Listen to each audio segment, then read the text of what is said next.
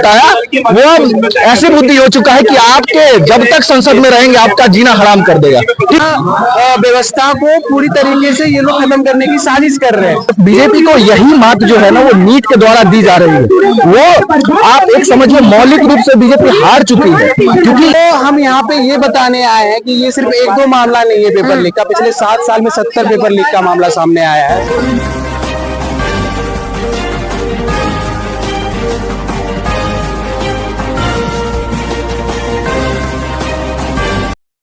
नमस्कार दर्शकों, आप सभी का स्वागत है न्यूज अपडेट में। तस्वीरें दिखाना चाहूंगी जंतर मंतर की है, जहां नीट धांधली को लेकर जब से समस्या शुरू हुई है, प्रदर्शन रुक नहीं रहे, छात्रों के अंदर आक्रोश तो है। तमाम संगठन जो है लगातार यहाँ पे धरना प्रदर्शन कर रहे हैं।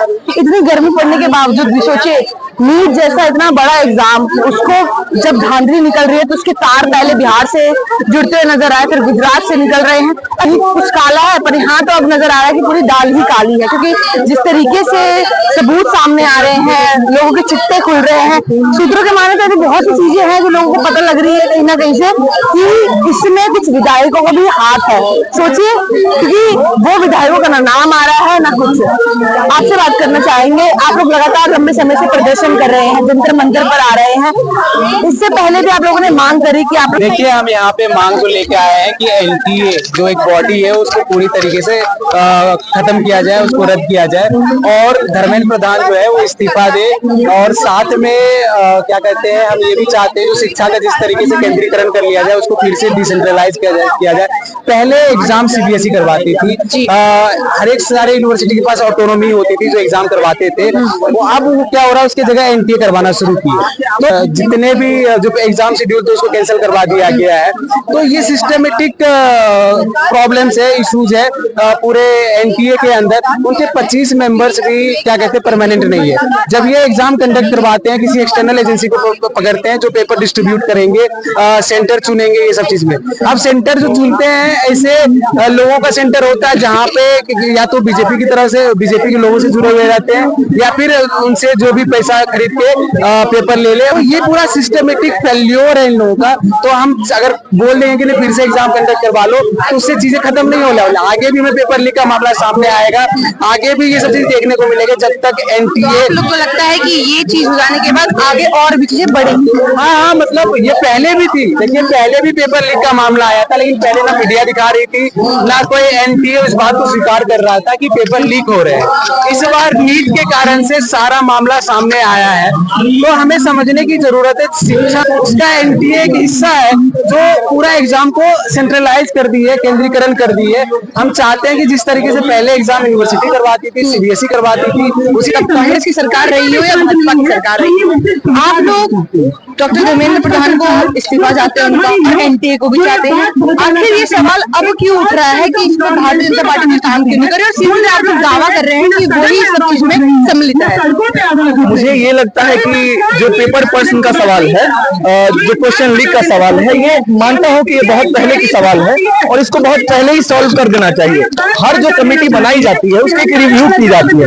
आप इसी से विदाउट छात्र को कॉन्फिडेंस में लिए किसी भी चीज को आप नहीं बदल सकते। एनटीए जो जिस टाइप से फॉर्मेशन लाई, आप समझिए नीट को 2018 में जोड़ा गया और अभी जाके नेट को जब 2018 में जोड़ा गया तो नेट पहली बार जब से हुई है तब से पहली बार पेन पेपर मोड में कराया गया। तो ये चीजें जो आप पेन पेपर मोड जो था वो 2010 से पहले का चीज है, ये पेन पेपर मोड नहीं होता है पूरे इंडिया में। मुझे लगता है कि कुछ ही मतलब राज्य पेन पेपर मोड करवाती है। तो ये पुराने तरह के नियम का ऐसा ना हो गया ईवीएम से आप बैलेट पेपर की तरफ मूव कर रहे हैं, ऐसा वाला सिस्टम है ना ये। तो इस चीज को आप मूव नहीं कर सकते हैं, ये एट ए विदाउट स्टूडेंट को कॉन्फिडेंस में लिए हुए, ठीक है। तो ये सब सारी चीज सवाल को घेरती है।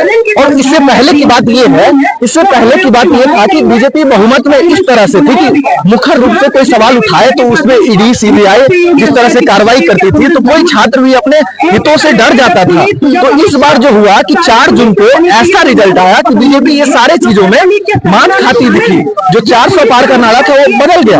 और ये सबसे बड़ा सवाल उनपे ये होता है कि आप कैसे लीक कराए, गुजरात का बच्चा यूपी कैसे आया एग्जाम देने, आप कैसे इतना बड़ा धांधली हो गया। और आपने इस पे 4 जून को रिजल्ट निकाला तब पता चलता है, जबकि पटना में 13 लोग को अरेस्ट किया गया था उसी टाइम पर, और एनटीए के जो चेयरमैन है उनका स्टेटमेंट आता है कि हमने सफल रूप से एग्जाम कंडक्ट करवा लिया। यूजीसी के चेयरमैन जगदीश कुमार का स्टेटमेंट आता है कि हमने, धर्मेंद्र प्रधान बोले कोई धांधली नहीं हुई है। बताइए, इतना बड़ा मीडिया कवरेज आप लोग भी किए होंगे, पटना का ये हुआ वो हुआ, यहाँ पे कोई पकड़ा गया। तो सवाल इसलिए उठता है ना कि आप झूठ बोल रहे हैं, और झूठ बोलना, आप संविधान की शपथ लेते हैं ना।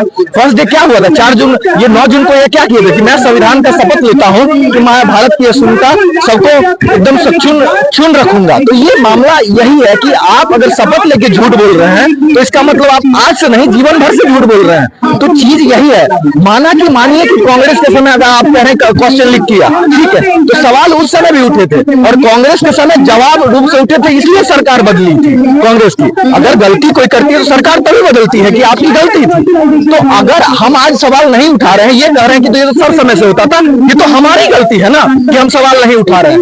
अगर जिसकी गलती हो, अन्ना हजारे की हजार आंदोलन 2011 में रामदेव बाबा इधर लेके उधर कर रहा था, तो ये समय अभी का है ना कि अभी लोग को आना चाहिए। इतने बड़े बड़े अमिताभ बच्चन ट्वीट करते थे कि पेट्रोल महंगा हो रहा है, अक्षय कुमार कहते थे ट्वीट महंगा। अरे एक सत्र चल रहा है, सत्र के बीच में उनकी बात नहीं चल रही, तमाम मुद्दे तो उठ रहे हैं। राहुल गांधी ने कोशिश भी करी इस पे बात करनी। आप सुन नहीं रहा है ना, आप एक समझिए, स्पीकर दोनों पक्ष का सुनना चाहिए।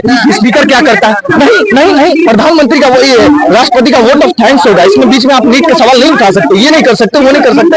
अरे यार, आप ओम बिरला जी एक बात बताइए, आप मेडिएटर बने हैं कि दलाल बने हैं बीजेपी के?